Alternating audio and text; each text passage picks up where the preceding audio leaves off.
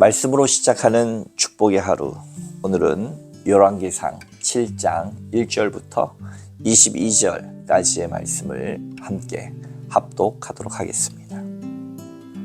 솔로몬이 자기의 왕궁을 13년 동안 건축하여 그 전부를 준공하니라.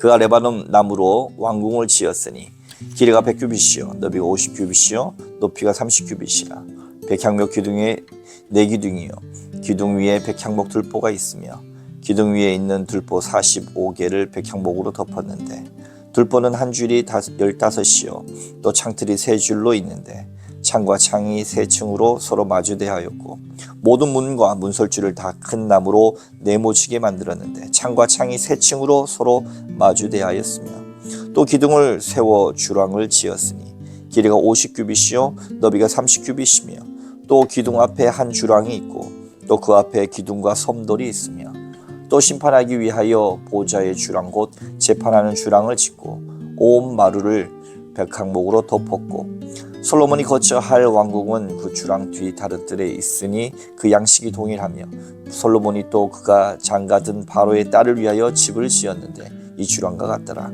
이 집들은 안팎을 모두 귀하고 다듬는 돌로 지었으니 크기대로 톱으로 켠 것이라. 그 초석에서 처마까지와 외면에서 큰 뜰에 이르기까지 다 그러하니 그 초석은 귀하고 큰 돌 곧 10규빗 되는 돌과 8규빗 되는 돌이라. 그 위에는 크기대로 다듬은 귀한 돌도 있고 백향목도 있으며 또 큰 뜰 주위에는 다듬은 돌 3켜와 백향목 두꺼운 판자 한 켜를 놓았으니 마치 여호와의 성전 안뜰과 주랑이 놓은 것 같더라. 솔로몬 왕이 사람을 보내어 히람을 두로에서 데려오니 그는 납달리 지파의 가부의 아들이요 그의 아버지는 두로 사람이니 노스의 대장장이라. 이 히람은 모든 노딜의 지혜와 총명과 재능을 구비한 자이더니 솔로몬 왕에게 와서 그 모든 공사를 하니라.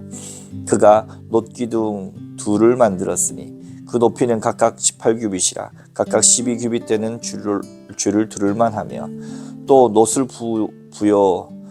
부어서 기둥머리를 만들어 기둥 꼭대기에 두었으니 한쪽 머리의 높이도 5규빗이요 다른 쪽 머리의 높이도 5규빗이며 기둥 꼭대기에 있는 머리를 위하여 바둑판 모양으로 얽은 구물과 사슬 모양으로 따은 것을 만들었으니 이 머리에 7이요 저 머리에 7이라.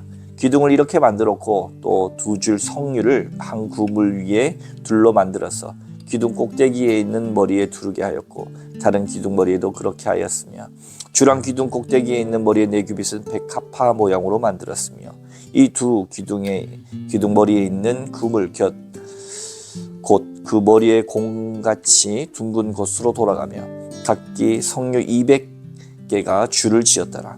이 두 기둥을 성전의 주랑 앞에 세우되 오른쪽 기둥을 세고 그 이름을 야긴이라 하고 왼쪽의 기둥을 세고 그 이름을 보아스라 하였으며 그 두 기둥 꼭대기에는 백합화 형상이 있더라. 두 기둥의 공사가 끝나니라. 아멘. 오늘도 주님의 귀하신 말씀으로 하루를 시작하시는 또 하루를 보내시는 여러분 가운데 좋으신 우리 주님의 은총과 평화가 함께 하시기를 빕니다. 솔로몬 왕이 두로 왕 히람과 함께 무역을 잘 하였고 이제 성전 건축을 출애굽 이후 480년이나 되는 그 즈음에 시작되었다라고 하면서 성전 건축이 마무리되는 것, 더불어 오늘 7장 1절과 12절까지는 솔로몬이 본인의 왕궁을 건축하는 것 등의 이야기를 통해서 우리에게 계속되는 건축의 이야기들을 우리에게 하고 있습니다.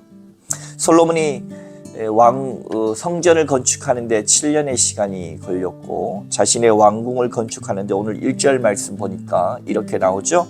솔로몬이 자기 왕궁을 13년 동안 건축하여 그 전부를 준공하니라. 준공했다라고 하는 것은 완성했다라고 하는 거죠. 그런데 얼마나 화려하고 좋게 지었는지 그리고 얼마나 귀한 재료를 썼는지 2절 초반에 이렇게 나옵니다. 그가 레바논 나무로 왕궁을 지었으니 레바논 나무의 왕궁이다. 백향목 왕궁 같은 레바논 나무의 왕궁으로 그의 왕궁을 지었다라고 합니다.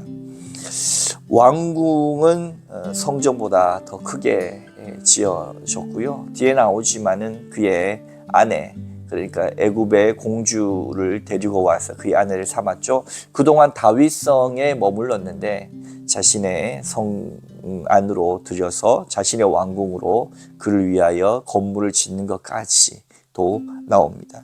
이러한 것은 왕궁을 이렇게 화려하고 크게 짓는 것은 첫째로는 임금의 위엄을 과시하는 것입니다. 얼마나 그 임금이 그 시대에 위엄이 있었는가, 또 얼마나 힘이 있는가를 사람들에게 보여주고 가시함을 통하여서 그의 왕권을 계속해서 강화시키기 위한 하나의 방안이었다라고도 볼 수 있고요.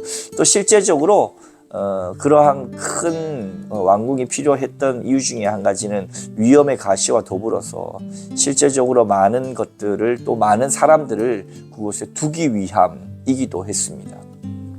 보물창고와 무기고까지도 그 왕궁 안에 있었다라고 하는 것을 상상할 때 왕이 그의 모든 실무적인 것, 또 그의 모든 위엄까지도 나타내는데 사용됐다라고 보여질 수도 있겠습니다. 이렇게 성전 건축의 이야기를 양 옆에다 두고 그 사이 7장 1절부터 12절까지가 자신의 왕궁을 건축한 이야기를 덧붙이죠. 그와 더불어서 13절로 넘어가면 다시 성전 건축의 이야기가 나옵니다. 바로 직전 12절 말씀 보면 이런 거 나오죠.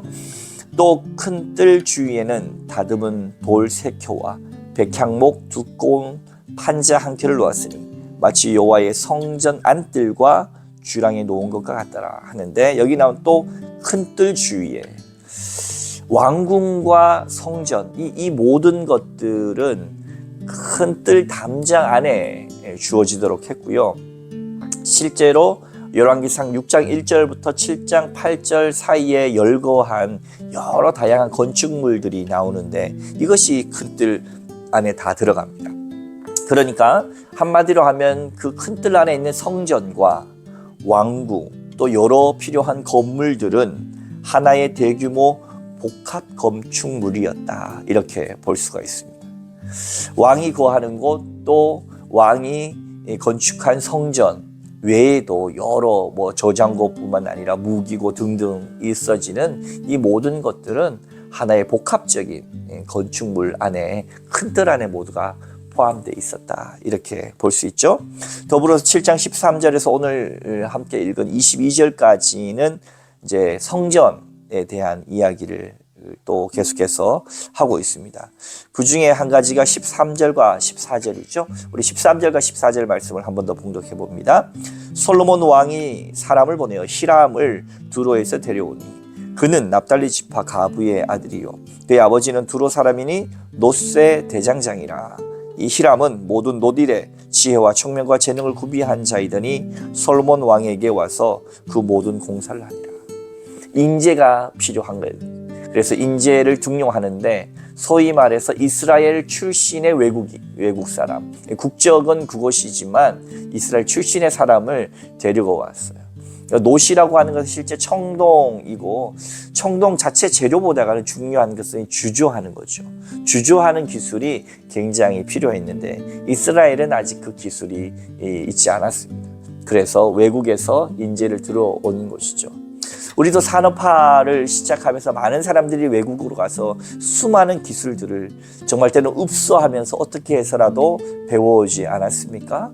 기술은 곧 국력과 연결되었기 때문에 이 솔로몬은 본인 나라의 출신, 그러나 지금 외국인 히람을 데리고 왔습니다. 앞서 나온 두로왕 히람과는 다른 사람입니다. 두로 사람 히람을 데리고 와서 그가 두 기둥을 만드는데 사용할 수 있도록 하죠.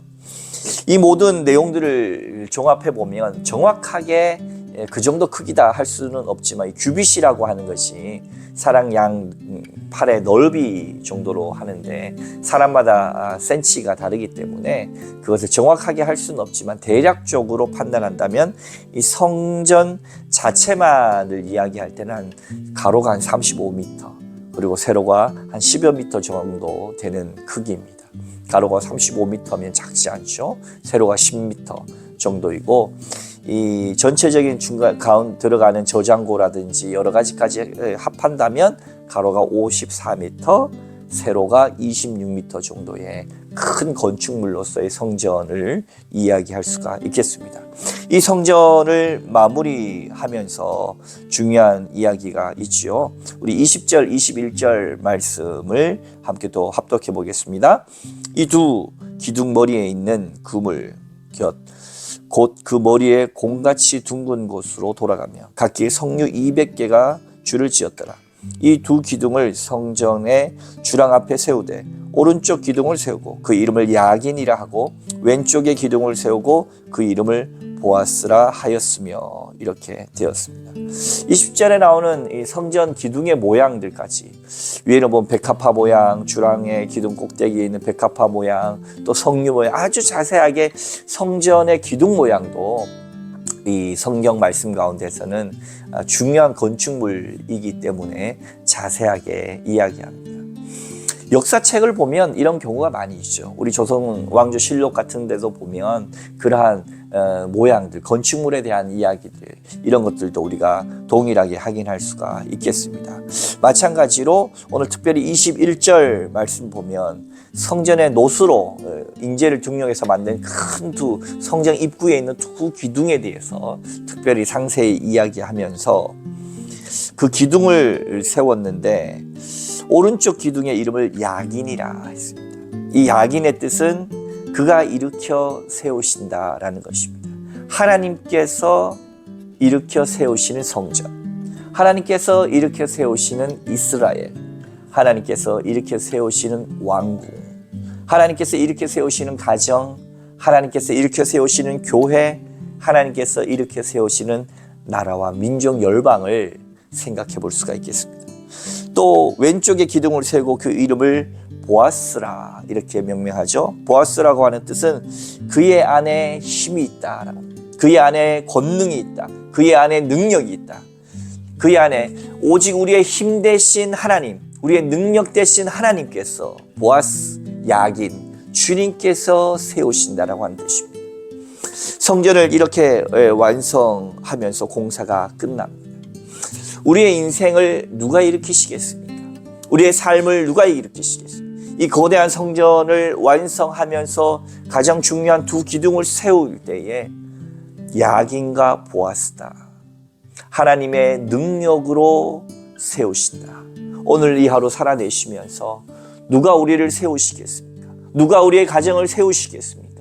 누가 우리의 교회를 세우며 누가 이 나라와 민족과 열방을 세우실 분이십니까?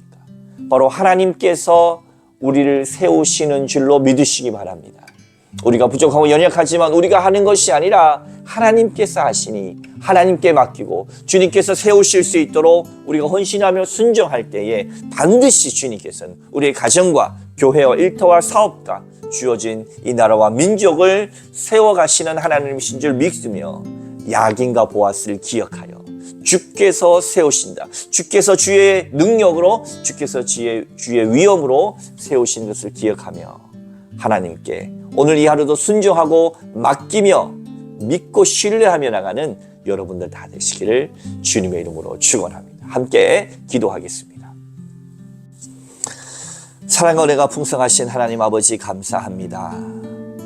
오늘 솔로몬이 자신의 왕궁과 또 성전을 완공하고 준공한 이야기를 통하여서 결국 이 모든 것을 세워가시는 분은 야긴과 보아스, 하나님의 능력으로 하나님께서 세우시는 것을 알고 우리는 주님 앞에 순종하며 주의 말씀과 율례를 우리의 삶으로, 하나님의 말씀을 우리의 삶으로 아름답게 번역해가는 것을 게을리하지 아니하고 하나님께 맡기고 나가는 우리의 인생들 될 수 있도록 축복하여 주시옵소서. 우리가 할 수 있는 것이 무엇이 있겠습니까? 우리가 하는 것은 단순히 하나님의 귀한 영광 위하여 오늘 이 하루도 우리의 생명 주시고 건강 주시고 삶을 주신 하나님 앞에 주님 위하여 살아내는 것밖에 없지만 결국 일으키시는 분, 결국 세워가시는 분, 이루어 가시는 분은 하나님이신 줄로 믿사오니 오늘 이 하루도 야긴가 보았소. 하나님의 능력으로 우리를 일으켜 세워 주시옵소서. 함께 하실 주님을 찬양하고 신뢰하며 이끌어 주시는 거룩하신 나사렛 예수 그리스도의 이름으로 간절히 기도하옵나이다. 아멘. I love you, Lord. Oh, your mercy never fails me. All my days I've been held in your hands. From the moment that I wake up until I lay my head, I will sing of the goodness of God. All my life you have been faithful. All my life you have been so, so good. With every breath that I am able, I will sing of the goodness of God.